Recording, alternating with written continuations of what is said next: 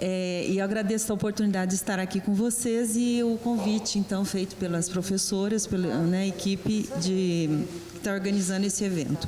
Para mim é um privilégio vir aqui, porque é uma oportunidade de discutir como que os materiais podem, de fato, provocar inovações na arquitetura, sendo eu uma engenheira civil que trabalha há 15 anos com o pessoal da arquitetura, sempre buscando a aplicação do material, porque eu entendo que a gente não pode ensinar e explorar o uso dos materiais com os arquitetos da mesma forma como a gente faz na engenharia, porque existe a questão relacionada com a criatividade, as percepções sensoriais, visuais, que na engenharia a gente não dá a mínima bola para isso, mas são essenciais na arquitetura, né? E na criação e inovação efetivamente.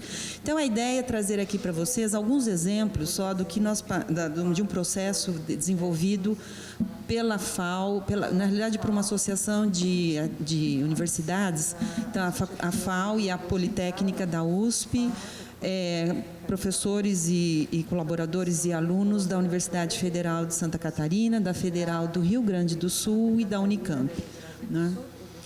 Bom, então isso daí, como a professora Cibele já falou, foi um exemplo de uma casa projetada, produzida e montada por estudantes que participou daquele evento, o evento do Solar Decathlon em 2012, que é um evento internacional que tem como objetivo principal o estímulo de soluções sustentáveis e uso racional de energia para a produção de protótipos de edificações residenciais que são totalmente operacionais.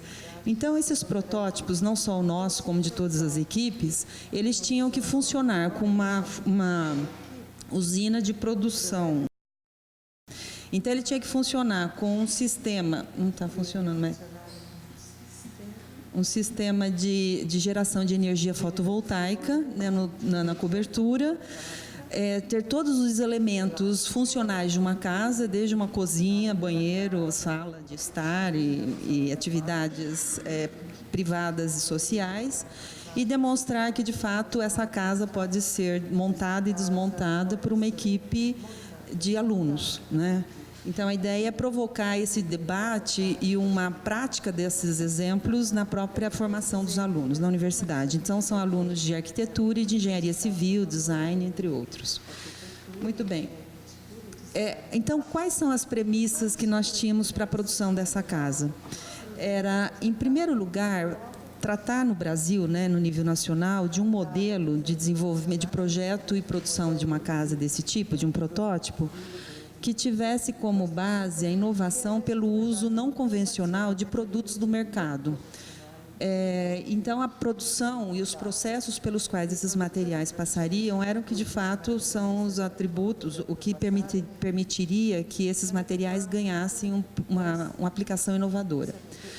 Bom, nós tínhamos que considerar os requisitos de funcionalidade, eficiência energética, durabilidade, conforto, a integração de sistemas, que são os fotovoltaicos, geração de energia, condicionamento térmico, segurança no uso e manutenção e limitações de orçamento e tempo que todas as equipes tinham, naturalmente. Então, como que nós enfrentamos esses desafios todos? Por meio da seleção de materiais com base nas suas propriedades, na disponibilidade do mercado, na prototipagem digital com modelagem 3D e na fabricação digital.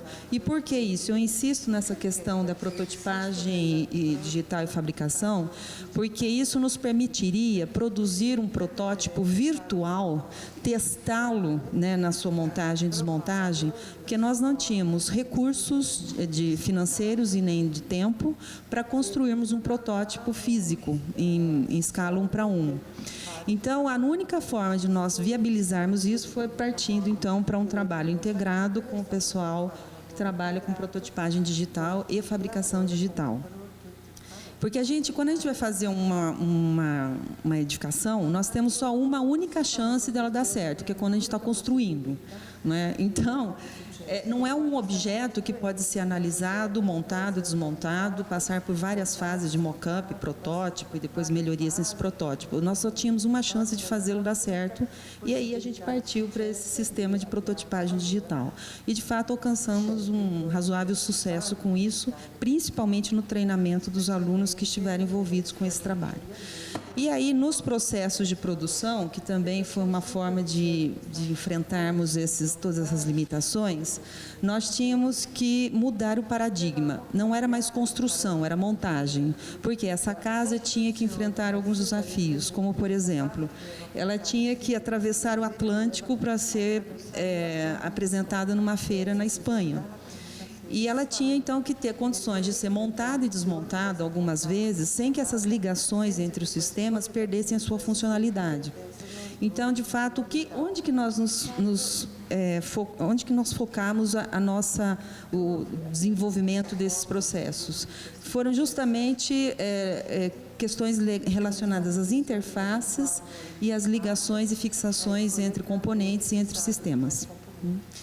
Muito bem, aqui eu não quero me demorar muito nesse quadro, mas é só para dizer como que a gente via os materiais. Nós não tínhamos uma materioteca disponível e também nem tínhamos condições, às vezes, de conseguirmos recursos para usarmos os materiais, por exemplo, de mudança de fase, os PCMs, que seriam muito úteis para o condicionamento interno.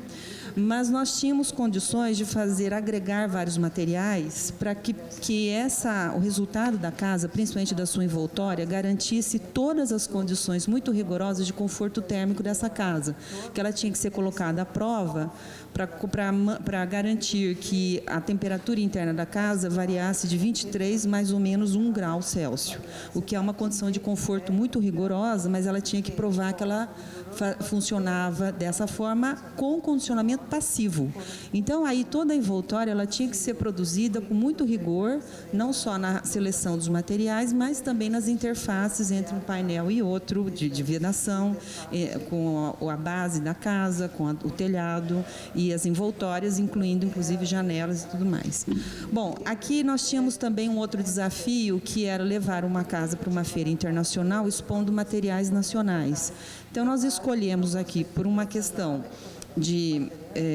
relacionada com o uso racional de recursos, materiais brasileiros nacionais, madeiras serradas nacionais, que não só porque nós queríamos exibi-las lá, mas porque elas apresentavam algumas vantagens, por exemplo, de durabilidade ou resistência a ataques biológicos e que permitiriam usar essa madeira sem impregnantes químicos e que fosse uma madeira básica para o sistema estrutural, que inclusive resistisse a esses processos de montagem e desmontagem. Bom, esse daqui é o protótipo virtual dessa casa. Então, o que nós temos aqui? Nós temos aqui, de fato, tudo que está aqui, cada elemento que está aqui nessa figura, ele tem um endereço correto e todos os elementos, se nós o analisarmos individualmente, eles têm todas as características do elemento, do material e da sua posição aqui nessa montagem, né? Então, a partir dessa criação toda, nós podíamos fazer simulações de montagem e de verificação da funcionalidade das ligações que eram projetadas. Por exemplo, alguns exemplos aqui de ligações, como uma variação que nós tínhamos aqui de... Isso não está funcionando. Aqui. As adequações que nós tínhamos aqui do sistema de fundação, da fixação dos painéis que são vigas de bordo aqui do piso com os painéis de parede, que antes eram fixados com parafusos e depois foram alterados para uma fixação mais simples para montagem e desmontagem. Esses sistemas aqui de fixação também das vigas de bordo das lajes de piso e de cobertura que permitiam, então, essa ligação entre dois pinos aqui, que permitiriam, então, essa ligação e essa montagem da estrutura de forma muito rápida e precisa. Aqui um outro exemplo também, quando eu estou falando de interfaces, que eram sistemas de forro, tinham um sistema de fixação por um ímã, né, que era fixação magnética. Isso permitia não só a ligação desse sistema, dessa vedação aqui de forro, com a laje de cobertura de forma simples, rápida e que permitisse futuramente a manutenção de todo um sistema aqui de automação, de instalações elétricas, hidráulicas, que ficassem aqui nesse intermeio entre o forro e a estrutura. E eram sistemas, então, fixados por esses dispositivos magnéticos e que permitiam, então, a montagem e desmontagem. Um outro sistema também de vedação, além esse painel que está aqui, faz parte do sistema da envoltória da edificação. Então, esses sistemas aqui são os tais chamados sistemas de revestimento, que eram colocados de forma interna e externamente, feitos por painéis compostos por uma moldura metálica, aerogel ou qualquer outra sucessão de camadas de isolante térmico, dependendo das condições necessárias para o isolamento térmico, porque a ideia é que essa casa pudesse ser produzida para várias regiões climáticas do Brasil, né? E externamente, então, esses painéis cumpriam essa função de isolação térmica. Internamente, os painéis cumpriam uma função de criar um espaço que permitisse o trânsito aqui de instalações elétricas de automação que eram muito complexas e que precisavam de uma condição fácil de ser montada e depois uma condição de acesso também para manutenção e operação. Aqui alguns exemplos da montagem da casa já lá na feira, em Madrid. Quando nós levamos para lá, todas as etapas da construção elas foram simplificadas porque havia uma sobreposição de capas. Na realidade, a princípio aqui era sempre fazer todos os elementos em forma de capas.